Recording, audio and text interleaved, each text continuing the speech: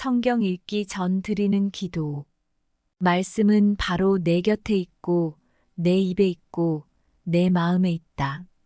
주님 성령의 빛으로 저희 눈을 여시어 주님의 길을 보게 하시고, 저희 귀를 여시어 생명의 말씀을 듣게 하소서.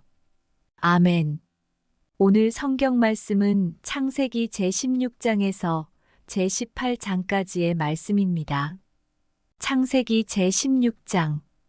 아브람의 아내 사라이는 그에게 자식을 낳아주지 못하였다. 사라이에게는 이집트인 여종이 하나 있었는데 그 이름은 하가르였다. 사라이가 아브람에게 말하였다. 여보, 주님께서 나에게 자식을 갖지 못하게 하시니 내 여종과 한자리에 드셔요. 행여 그 아이의 몸을 빌려서라도 내가 아들을 얻을 수 있을지 모르잖아요. 아브람은 사라이의 말을 들었다. 그리하여 아브람의 아내 사라이는 자기의 이집트인 여종 하가르를 데려다 자기 남편 아브람에게 아내로 주었다. 아브람이 가나안 땅에 자리 잡은 지 10년이 지난 뒤의 일이었다. 그가 하가르와 한자리에 들자 그 여자가 임신하였다. 그 여자는 자기가 임신한 것을 알고서 제 여주인을 업신여겼다. 그래서 사라이가 아브람에게 말하였다. 내가 이렇게 부당한 일을 겪는 것은 당신 책임이에요. 내가 내 여종을 당신 품 안에 안겨주었는데 이 여종은 자기가 임신한 것을 알고서 나를 업신여긴답니다. 아, 주님께서 나와 당신 사이의 시비를 가려주셨으면. 아브람이 사라이에게 말하였다. 여보, 당신의 여종이니 당신 손에 달려있지 않소? 당신 좋을 대로 하구려. 그리하여 사라이가 하가르를 구박하니 하가르는 사라이를 피하여 도망쳤다. 주님의 천사가 광야에 있는 샘터에서 하가르를 만났다. 그것은 수르로 가는 길가에 있는 샘이었다.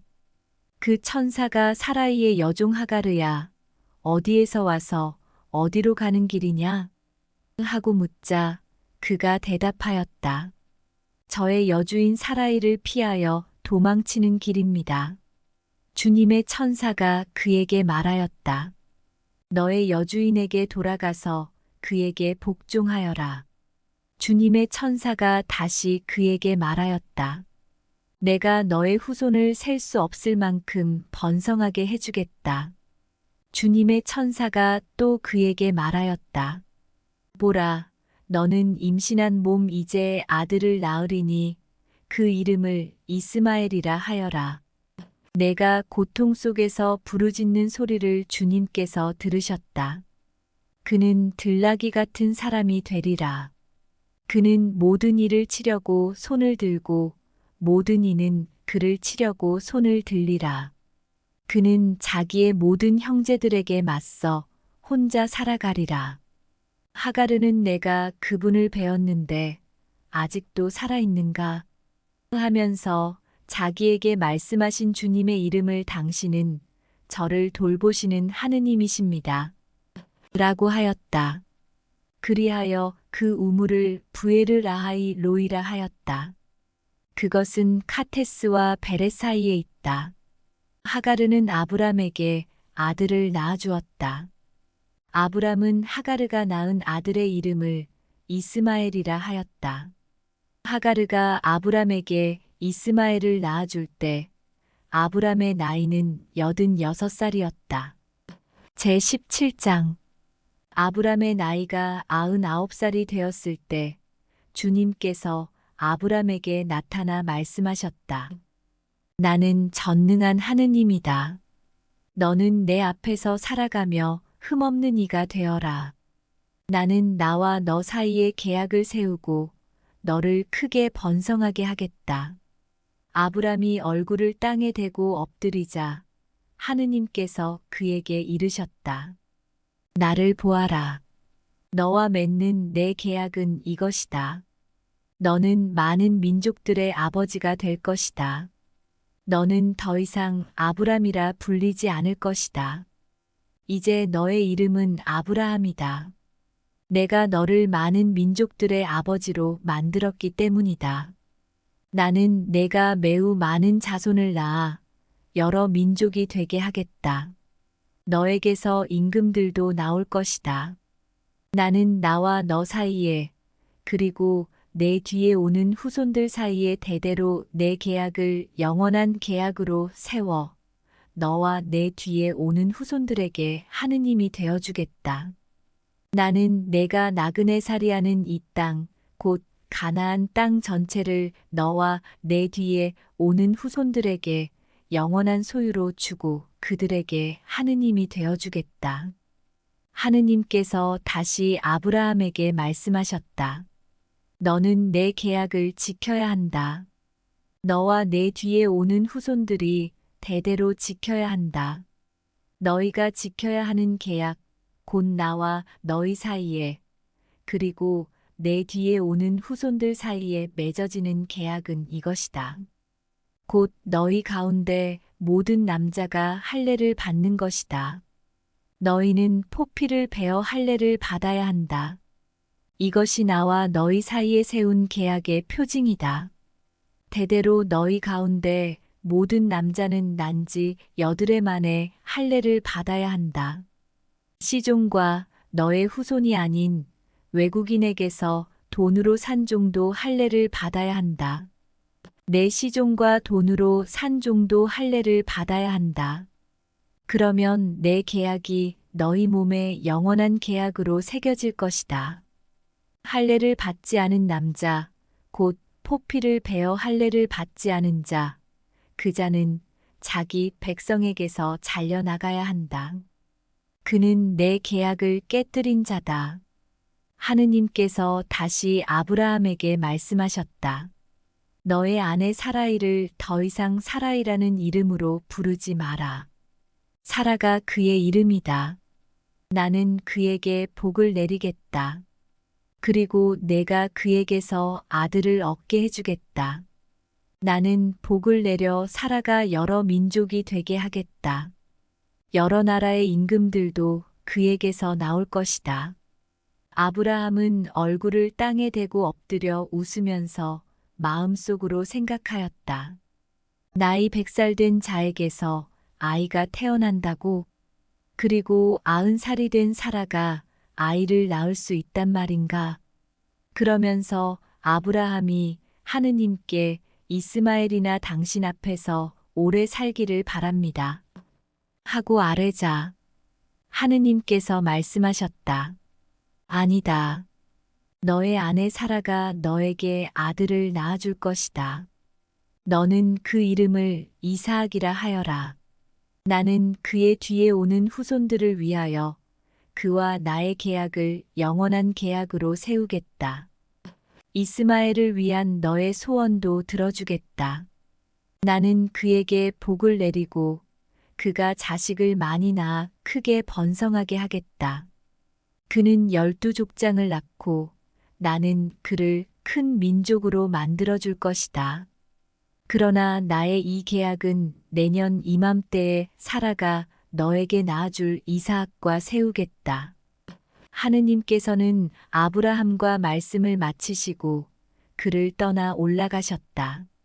아브라함은 그날로 자기 아들 이스마엘과 시종들과 돈으로 산 종들, 곧 아브라함의 집안 사람들 가운데에서 남자들을 모두 데려다가 하느님께서 자기에게 이르신 대로 포피를 베어 할례를 베풀었다. 아브라함이 포피를 베어 할례를 받았을 때 그의 나이는 99살이었고 그의 아들 이스마엘이 포피를 베어 할례를 받았을 때 그의 나이는 13살이었다. 바로 그날에 아브라함과 그의 아들 이스마엘이 할례를 받았다.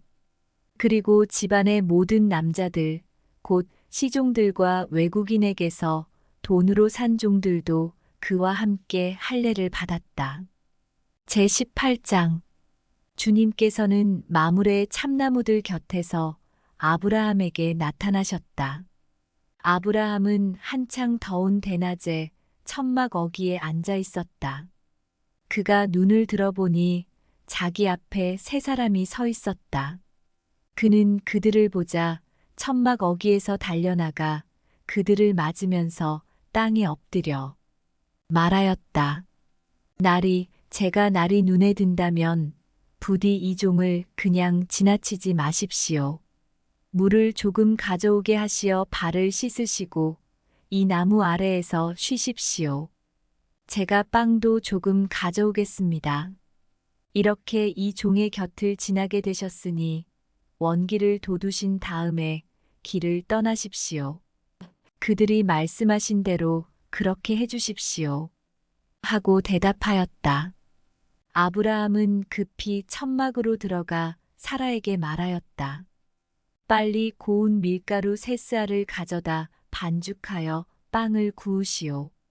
그러고서 아브라함이 솥대가 있는 데로 달려가 살이 부드럽고 좋은 송아지 한 마리를 끌어다가 하인에게 주니 그가 그것을 서둘러 잡아 요리하였다. 아브라함은 엉긴 젖과 우유와 요리한 송아지 고기를 가져다 그들 앞에 차려놓았다. 그들이 먹는 동안 그는 나무 아래에 서서 그들을 시중들었다. 그들이 아브라함에게 대개 부인 사라는 어디에 있습니까? 하고 물으니 그가 천막에 있습니다. 하고 대답하였다. 그러자 그분께서 말씀하셨다. 내년 이때에 내가 반드시 너에게 돌아올 터인데 그때에는 너의 아내 사라에게 아들이 있을 것이다. 사라는 아브라함의 등 뒤 천막 어귀에서 이 말을 듣고 있었다. 아브라함과 사라는 이미 나이 많은 노인들로서 사라는 여인들에게 있는 일조차 그쳐 있었다. 그래서 사라는 속으로 웃으면서 말하였다. 이렇게 늙어버린 나에게 무슨 육정이 일어나랴? 내 주인도 이미 늙은 몸인데. 그러자 주님께서 아브라함에게 말씀하셨다. 어찌하여 사라는 웃으면서 내가 이미 늙었는데 정말로 아이를 낳을 수 있으랴 하느냐? 너무 어려워 주님이 못할 일이라도 있다는 말이냐? 내가 내년 이맘때에 너에게 돌아올 터인데 그때에는 사라에게 아들이 있을 것이다. 사라가 두려운 나머지 저는 웃지 않았습니다. 하면서 부인하자 그분께서 아니다. 너는 웃었다. 하고 말씀하셨다.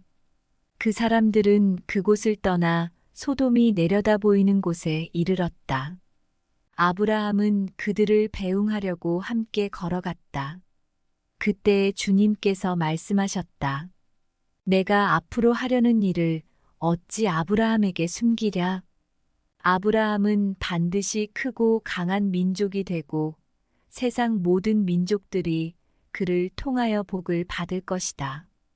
내가 그를 선택한 것은 그가 자기 자식들과 뒤에 올 자기 집안에 명령을 내려 그들이 정의와 공정을 실천하여 주님의 길을 지키게 하고 그렇게 하여 이 주님이 아브라함에게 한 약속을 그대로 이루려고 한 것이다. 이어 주님께서 말씀하셨다.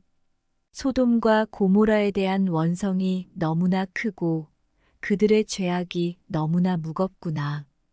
이제 내가 내려가서 저들 모두가 저지른 짓이 나에게 들려온 그 원성과 같은 것인지 아닌지를 알아보아야겠다.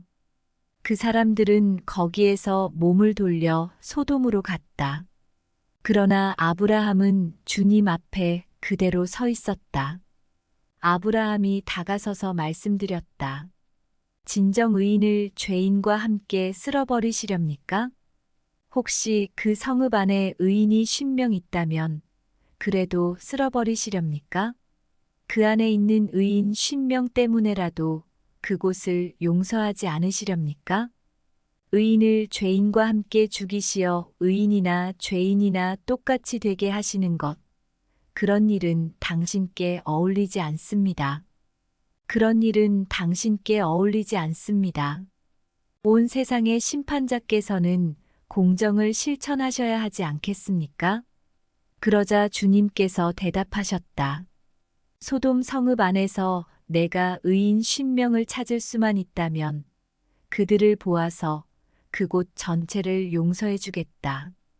아브라함이 다시 말씀드렸다. 저는 비록 먼지와 재에 지나지 않는 몸이지만 주님께 감히 아뢰입니다. 혹시 의인 50명에서 5이 모자란다면 그 5명 때문에 온 성읍을 파멸시키시렵니까? 그러자 그분께서 대답하셨다. 내가 그곳에서 45명을 찾을 수만 있다면 파멸시키지 않겠다. 아브라함이 또다시 그분께 아뢰었다.